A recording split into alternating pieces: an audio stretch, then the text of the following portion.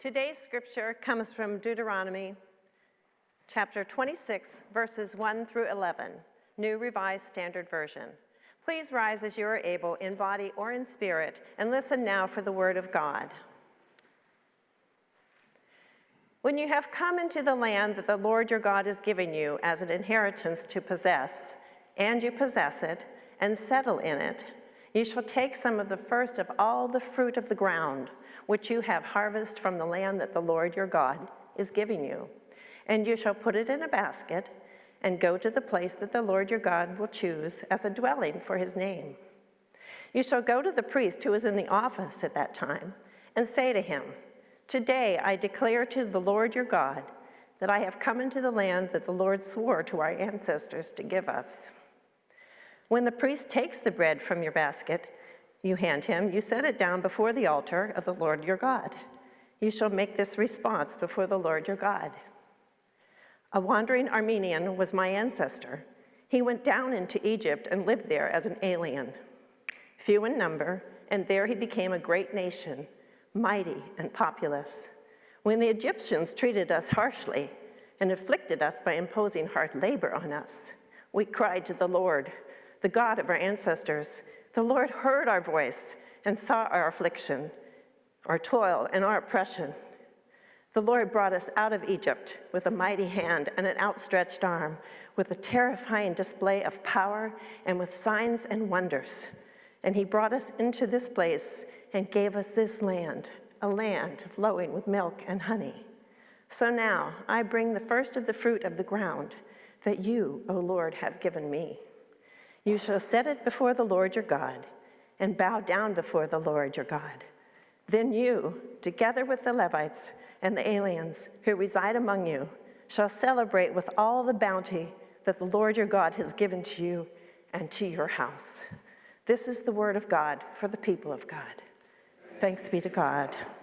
Thank you, Ruth. If you're standing, I invite you to take your seat. And before we begin, I want to share with you the news that one of our first Allen family passed away yesterday. Mary Perkins died yesterday, and we will be holding her service, a memorial service for her, on Friday afternoon this week at 1 o'clock. And so I invite you to be in prayer for Ralph, her husband, and her children who have flown in from other parts of the country to be with him this week and to be here for the service on Friday. And now will you pray with me and for me?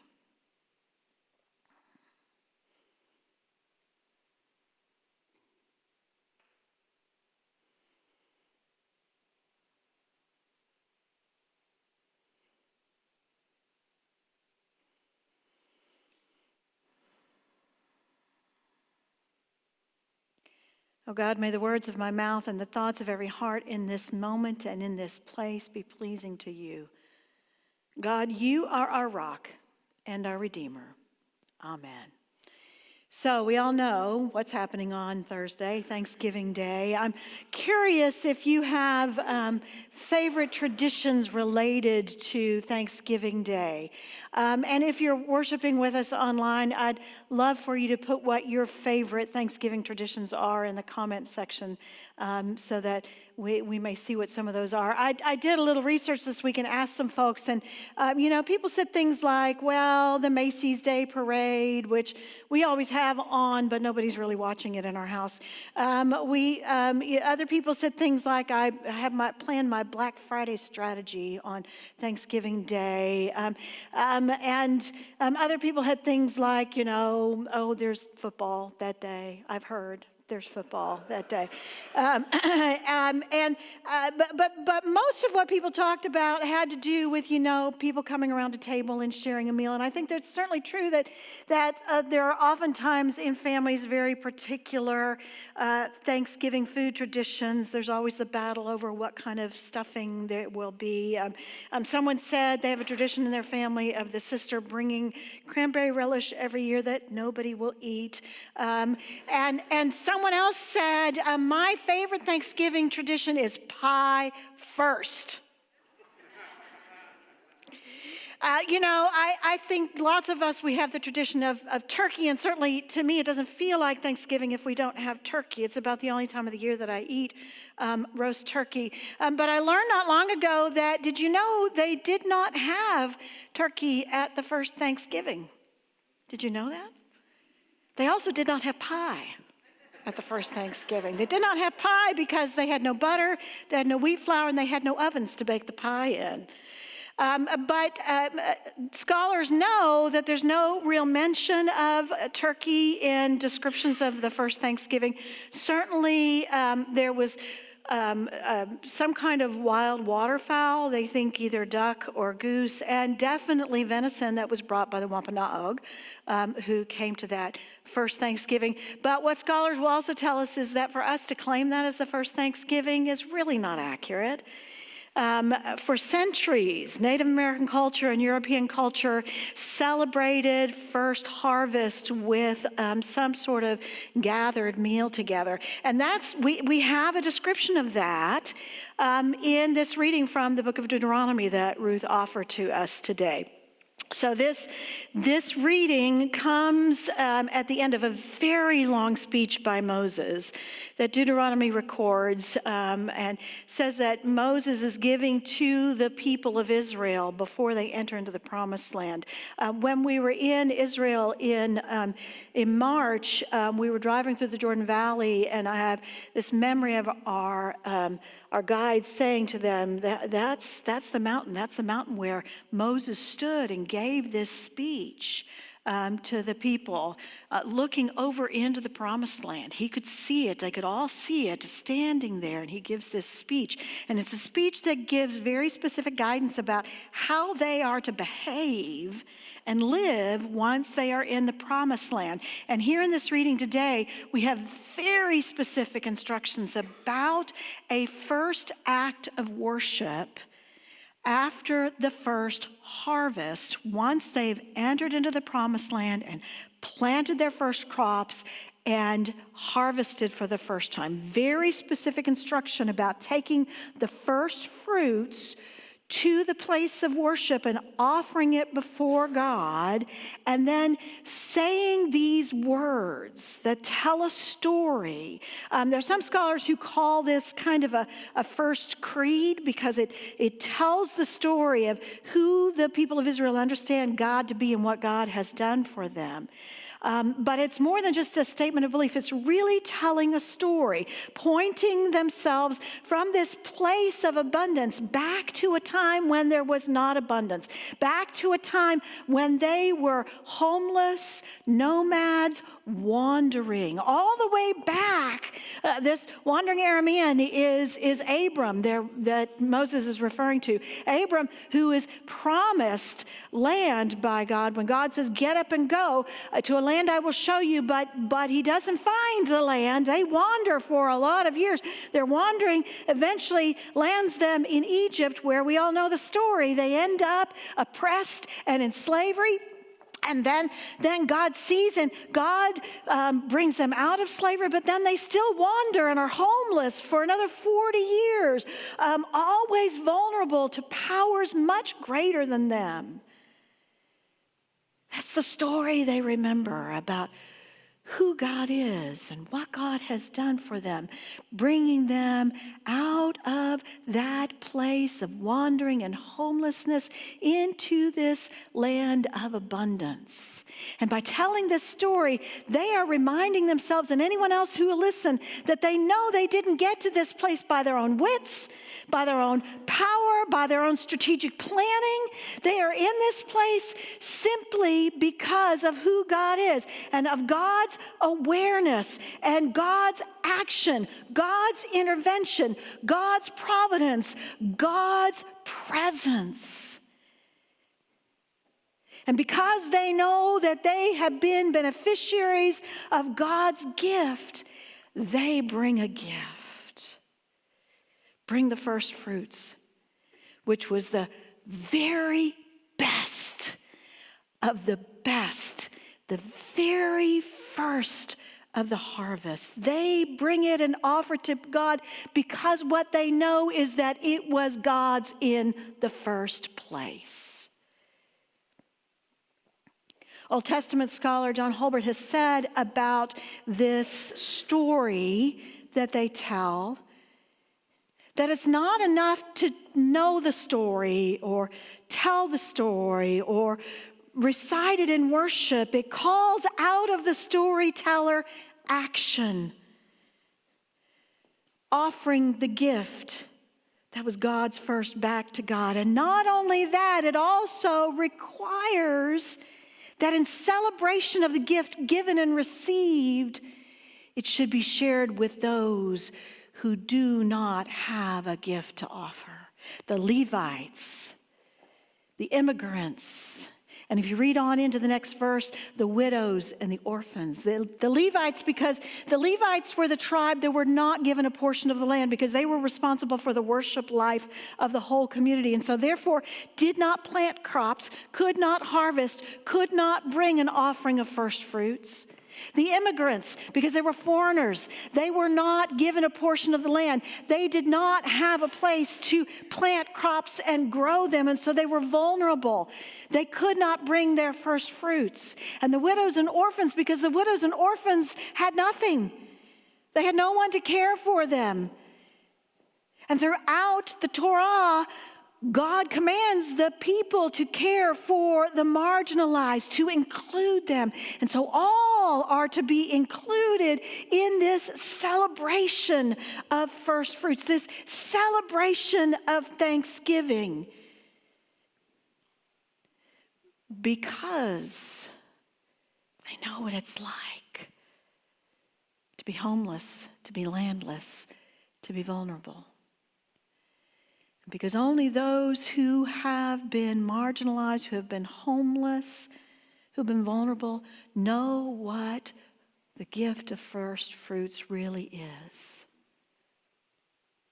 Harvest and a home.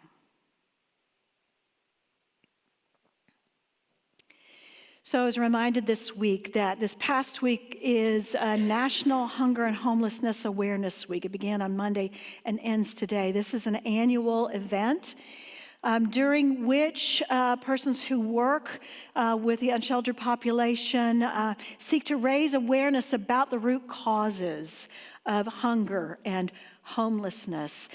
We who live here in Collin County, it's not very much in our face. Sometimes you become aware of this, but it's not like we see persons on street corners all over Collin County. But according to the Collin County Coalition on Homelessness, there is homelessness in Collin County. And on their website, you can find some statistics about homelessness in Collin County. Of those who have self-reported as being homeless in Collin County, 1 in 3 are children. 1 in 5 are fleeing domestic violence. 1 in 5 is over the age of 55 years. 1 in 10 is a U.S. military veteran. And 2 out of 3 are actually employed, but are still unsheltered.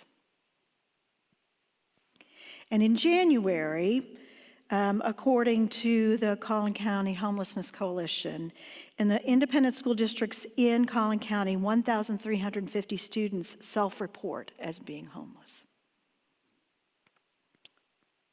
I'm so grateful for the work being done by the Collin County Homelessness Coalition. Know that there is significant work left to be done. I'm also very grateful for friends who are part of churches who work very closely with the unsheltered population. Churches like Oak Lawn United Methodist Church in Dallas. Since 2017, Oak Lawn has hosted the Oak Lawn Overnight Warming Shelter, providing a place for persons who are unsheltered to come and sleep and get a hot meal, dinner and breakfast on nights when the temperature drops below 32 degrees. So my friend and colleague, Reverend Rachel Bachman, has been the senior pastor at Oak Lawn, I think for about 5 years. She has a number of stories that she tells about her engagement with the unsheltered population who come there. I want to share with you one of those stories. Tonight, as we opened for shelter, I was so moved when one of our shelter guests from last year came in with tears of joy and a big hug. Over the course of the year, he has become housed and stable in his employment, and he's been actively helping others and serving the church whenever he can be here. He burst in the door and said, "Pastor Rachel, I want to show you something." We went outside, and I got to see his new car, which is fully paid for. He said, "When I was here last year, I was at rock bottom. But the grace of God and the love of the church saved my life. I came tonight to give back." He opened the back of his SUV and had brought about 150 hamburger patties to grill, buns, lettuce, cheese, the works. That, my friends, is an offering of first fruits. So what does it look like for you and me to offer our first fruits? Someone who is here in this moment right now may have a story of experiencing being unsheltered at some point in your life, but I think that's not true for most of us. We don't have stories like that. And we aren't people of the harvest. We live a long way from harvesting, most of us. We may have a story way back in our past of picking cotton or tomatoes, but most of us don't have actual first fruits to bring. But we are people who can decide something. We can decide that while we know that we're smart and we're educated and we work hard, we know that all that we have is a gift from God. Every day we are given as a gift from God. And our strength and our intellect, it's a gift from God. And the fact that we live truly in a land of abundance compared to most of the rest of the world, this is a gift from God. We can decide that all that we have is a gift from God, and we can make the decision when we are deciding things about how we use our financial resources that we will choose to give to God first.